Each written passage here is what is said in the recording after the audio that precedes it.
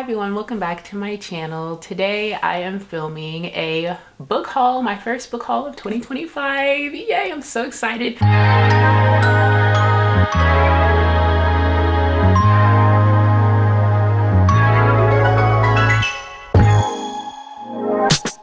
It's been a while since I bought new books, and I feel like that's fair because the last time I remember buying books was October. It was my birthday month. If you're unaware, I did the biggest haul I've ever done on my channel or in life in that month, and that will explain why I felt like I needed to sit the head down and not buy any books for a decent while. A couple of months is a decent while for like an avid book reader like myself. So also excuse my voice. I have a little bit of a tickle. Everyone at work came to work and was like, oh, I was like not feeling well over the weekend. I caught a bug. I've been throwing up. No, like get away from me. And then now look at me.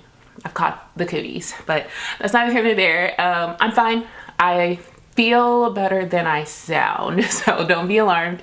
But yes, I did a book haul finally, or for the first time in a little bit of while.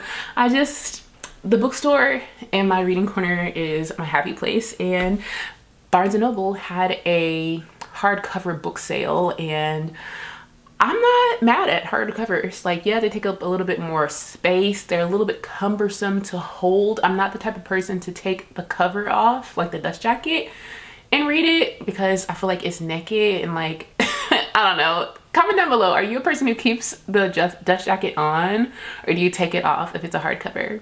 I leave it on. Like if it's coming off, I like put it back together, and I'm very like put together when I'm reading that book. Anyways, I'm really rambling. But yes, if it's your first time here, welcome. If you're like a new reader, a 2025 new reader, definitely welcome to booktube. Welcome to my booktube channel. I just started my channel last year, so I still consider myself a newbie as well.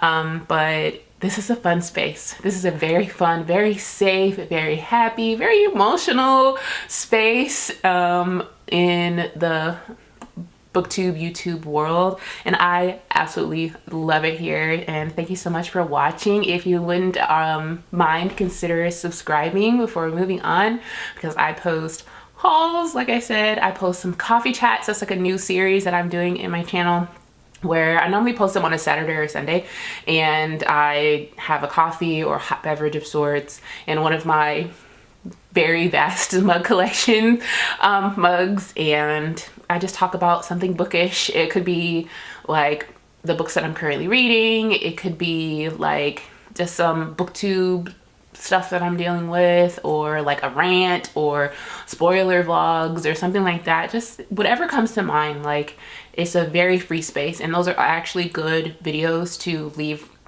requests for what type of content that you guys like to see, or if you just want to hear a little bit more about like Anita beyond the books. I talk about school in there. If you don't know, I'm going to school to get my master's in business administration with a focus in project management. I also talk about a little bit about work. I don't talk about work too much on here, but if I have like a big project or like evals or something, then I might mention that. Whatever. A little bit bookish, but a little bit beyond bookish, and the theme is coffee. So anywho, I've been talking for like 95 minutes. Let's actually get into the book haul before I lose you. All right, so I have my bag of books. I love this tote bag. This is one of the bags that you can get for being like a premium member at Barnes & Noble. I'm sure all of you know this, but I just became a premium member in October, my birthday month. Because I didn't live near Barnes & Noble before September. So this was my first chance to get it. So I got this tote bag. I freaking love it. And it is full of books. So first up, I have a very highly anticipated read. This is The Gravity of Us by Brittainy Cherry. This is book 4 in the Element series. The series is standalones. They're not interconnected at all. You can read them in any order. The only theme is that they have like an element, for example, air, gravity, water, and fire. Those are the 4 elements, and this is the 4th one. And I've read all of the other ones. They are very emotional. Brittainy Cherry's writing is so emotional. It's so hard hitting. You probably will cry. People say check the trigger warnings. when I hear check the trigger warnings, that just means it's going to be emotional content in it.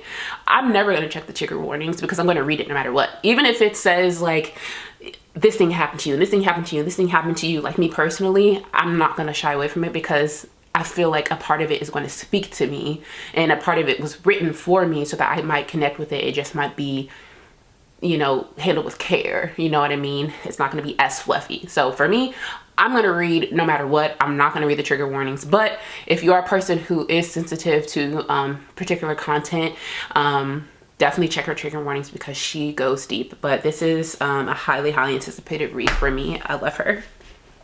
I also have Michelle Obama, The Light We Carry.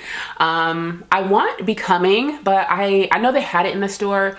It was hectic. I couldn't find it on my own. I didn't want to bug the sales rep, so I will get that at a later time. But I got The Light We Carry. This is her second book, I believe. And they also had like a workbook, like a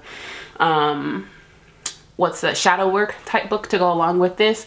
She also has a shadow work book to go along with Becoming, but I felt like I'm not really one to do like pen to paper shadow work, or at least not yet. I'm not opposed to it, but I feel like that's something I can do in my own notebook if I want to. All right, I'm not even at that stage right now, so I didn't get that, but I have been getting more into memoir, into nonfiction, and I very much admire Michelle Obama, and I admittedly don't know enough to me about her.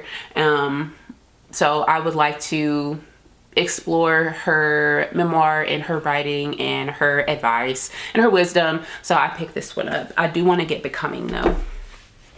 Speaking of nonfiction and memoir, I got By the Time You Read This by Chelsie, Tryst, and April Simpkins.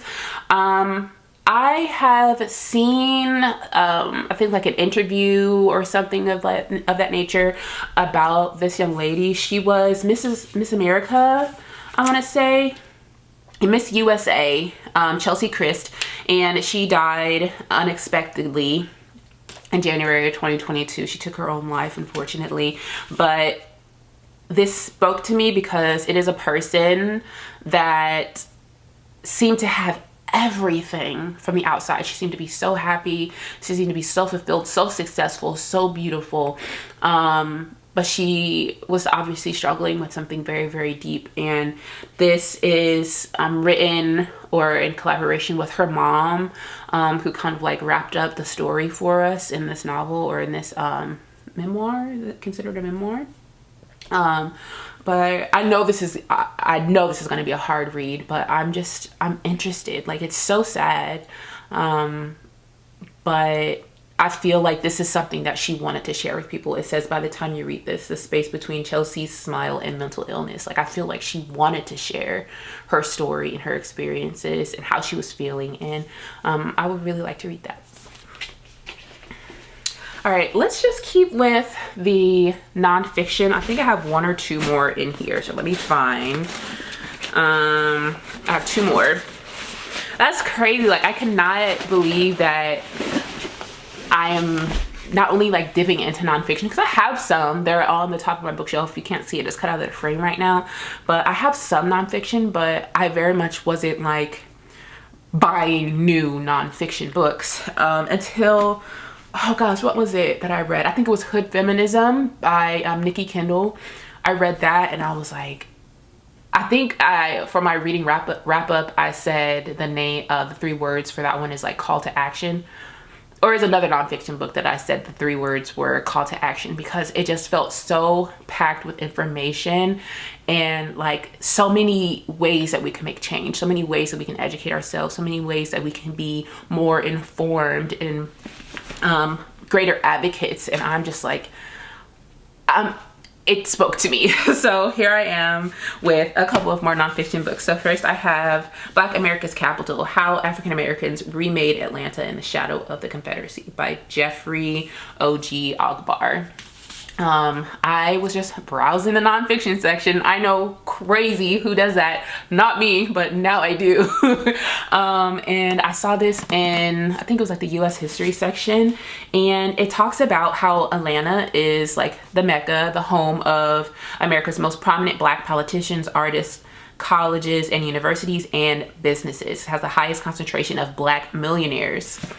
And I feel like a lot of us know that. Like, Atlanta is like Black capital USA, and this story explores how that came to be in a state that was highly Confederate, or like the center of Confederacy, back in like Civil War times. So it's a chunker, and I skimmed it a little bit. It doesn't seem too much of a textbook. Do I see myself like cozying up in the reading chair necessarily and like but this one, not really, but it does interest me. Like, I do want to know how that came to be and like see all of the great and affluent and influential and prominent and smart and like the greatness of Black people and how they ended up like building this little society for themselves. Well, not even little. Atlanta is a big city. How they did it, and the impact that it had then and the impact that it has now and the inspiration that it has now. Like, it's just, can you see me? Like, I'm excited to see how and why and when and all the things. So I have that one. Then shifting gears, I have Life and Death Decisions in Post-War America, Undue Burden. This is by Shefali, Luthra. Forgive me if I mispronounced the author's name, but actually one of you guys, I can't remember your name, I'm so sorry. One of you guys mentioned in the comment section of one of my videos, it was a coffee chat, speaking of which, and they asked if I had any nonfiction book recs, and I referred them to the one video I did of nonfiction, my favorite nonfiction books. And from that, she saw what I liked, saw my interest, saw what I had read, saw some of my favorites, the ones that I was wanting to read, and she recommended, I want to say like 4 books, and this was one of them. My bookstore had another one, but I just decided to pick this one up first. But if you can't already tell, this one is about female reproductive rights in America, and I think it explores like a little bit of like how Roe v. Wade happened, but like now it's talking about the overturn of Roe v. Wade and what that looks like for women in America, and their options or the drastic measures they're willing or needing to go, the horrors that are happening because of the healthcare professionals' apprehension to perform life-saving procedures because they're worried about this gray line of the law or what is right or what is life-threatening. And I even have a very personal story from my mom giving birth to me and what happened to her at that time. And it was in the realm of reproductive rights, and she was teetering the line of life, and they were standing around waiting to decide whether or not this constituted life-saving procedures, because the baby's already here. I'm already here. I was already born. But do we really need to save her because we got the, like, I don't know. And I'm interested in seeing this one. And to be honest, I don't particularly care if this one reads like a textbook, because this is something that I'm probably, you can tell, passionate about personally, just because of the women in my life or my own choices. So I'm very interested in reading that one. All right, so that was it for the nonfiction. Now I have 3 more books. First, I have The Wedding People by Alison Espach. This has won several book awards. And I'll be honest with you, the reason why I picked it up is because I saw Shawnaci Shawnaci here on booktube talk about this in like her top books of the year or something, and she is a very hard critic. I will say that like a lot of the books that she likes I like as well, but some of the books that are like her favorites I wouldn't touch with a 10-foot pole. Like, they make my skin crawl. But just from the way she explained this one, this is a contemporary fiction, so I feel like that's a little bit safer. I have seen the premise of this, and it does seem interesting, but I think just from knowing her reading taste and the types of books that she likes and the type of books that I like that she also likes, and knowing the types of books that the contemporary fiction books that I gravitate towards. It is more of like a not finding yourself. I like family books. I do like self-discovery books. I guess it's like finding yourself, and things like that. So, and this very much seemed, or like wallflower or outsider type of books, only books. I think I would very much like this one. So I picked it up because of that. And honestly, this I did not get at Barnes & Noble because they were all sold out.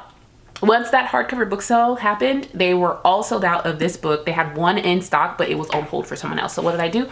I overnighted it from Amazon. Don't fight me over it. I know, I'm sorry. If I could have, I would have gotten it from Barnes & Noble, but the instant gratification, like I needed it as soon as possible. Am I gonna read it as soon as possible? Probably not. So just, again, don't fight me over it. But the point is, I got this book and I'm excited. Next, I got Model Home by River Solomon. I started reading The Deep by River Solomon. That is a fantasy book. It is about black mermaids. It's like African folklore, historical fantasy. I read, I want to say maybe a chapter or so. I did jive with the writing style. It's very unique, but it wasn't so unique that I was lost and confused. The African folklore was very much speaking to like the theme and the undertone of the book. So I was interested, but I was reading something else. I just wanted to see what, I just wanted the peek. Okay. So from the little sneak peek I got of that book, I liked it. Then I heard Kayla's Bookish Vibes and Shelbey in the book club talk about this book, Model Home by River Solomon. And apparently this is, and I'm apprehensive. I mean, I already bought it now, but apparently it's like a haunted house with like themes and undertones of like racism and marginalism and like redlining and stuff like that. And I don't mind those topics, but the haunted house bit. If you know, I don't do spooky. Okay, and like my very much I don't do spooky is a haunted house. Like ghosts, that's cool. Like hearing voices, that's cool. Like that doesn't creep me out as much. A haunted house very much does. So if I get creeped out at all, I'm gonna pass this right along to somebody else who has thicker skin and isn't as much of a baby as I am. But I really do want to read this because it is supposed to be very, very thought-provoking. And I'm in that mindset. I'm in that space. Obviously, I've got some nonfiction here. It's got like deeper topics I'm looking to explore and to investigate and to understand. And I feel like this is going to be able to do that for me. But I don't want to be scared in the process. Okay, so I have it. I'm gonna give it a try for sure. And then finally, I have Little Rock by Akwaeke Emezi. Please don't fight me. I'm sorry. I try every time to pronounce the author's name, but I don't have it just right just yet. But apparently this is like a mind boggler of a book. I know it has something to do with sex.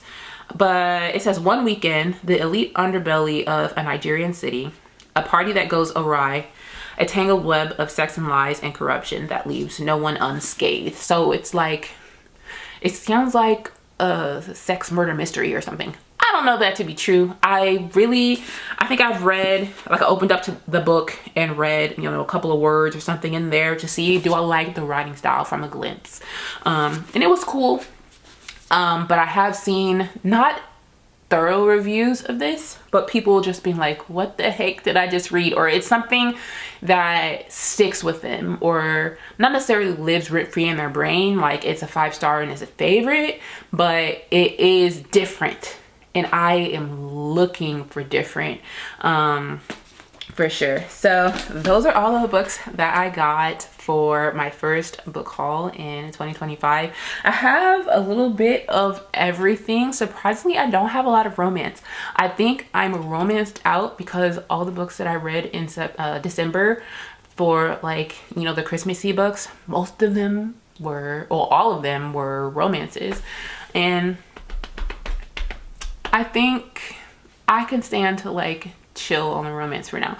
But other than that, I'm very excited to get into reading and jump off 2025 with you guys. Thank you guys so much for watching. Again, if you haven't already subscribed, please consider doing so. If you like seeing book hauls, give it a thumbs up, and I will definitely keep them coming when I have more books. But thank you guys so much for watching, and I'll see you guys in my next video. Bye.